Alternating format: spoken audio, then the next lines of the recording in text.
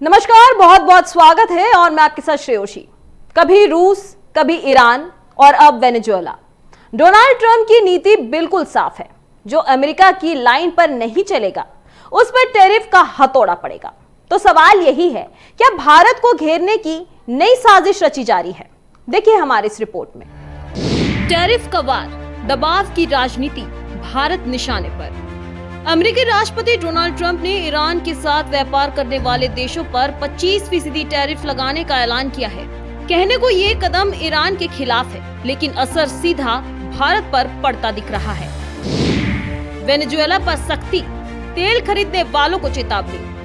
भारत पहले ही रूस से तेल खरीदने को लेकर 50% अमेरिकी टैरिफ झेल रहा है। अब अगर ईरान वाला 25% जुड़ा तो भारत पर कुल टैरिफ 75% तक पहुंच सकता है।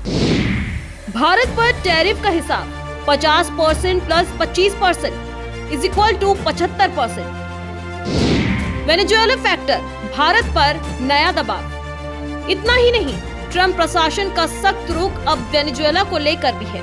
अमेरिका साफ कह चुका है, वेनेजुएला से तेल खरीदने वाले देशों पर अतिरिक्त कार्रवाई हो सकती है। 3 देश एक दबाव, भारत की ऊर्जा नीति निशाने पर। यानी तस्वीर साफ है, रूस, ईरान और अब वेनेजुएला, तीनों मोर्चों पर भारत की ऊर्जा नीति पर अमेरिका का दबाव। ट्रेड डील का दबाव, रणनीति या साझेदारी। सवाल ये भी है कि भारत ने 2019 से ईरान से तेल लेना बंद कर रखा है। भारत ईरान व्यापार 87% तक घट चुका है। इसके बावजूद भारत पर टैरिफ की तलवार क्यों?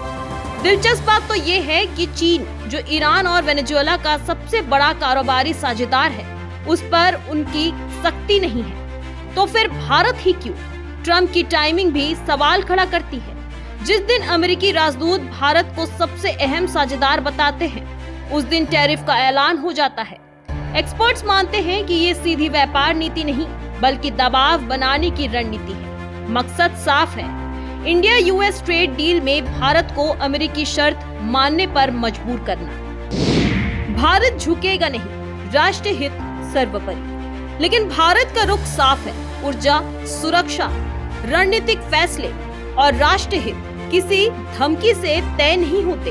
तो बड़ा सवाल यही है, क्या अमेरिका दोस्ती को टैरिफ से नापेगा या भारत दबाव में आकर अपने फैसले बदलेगा?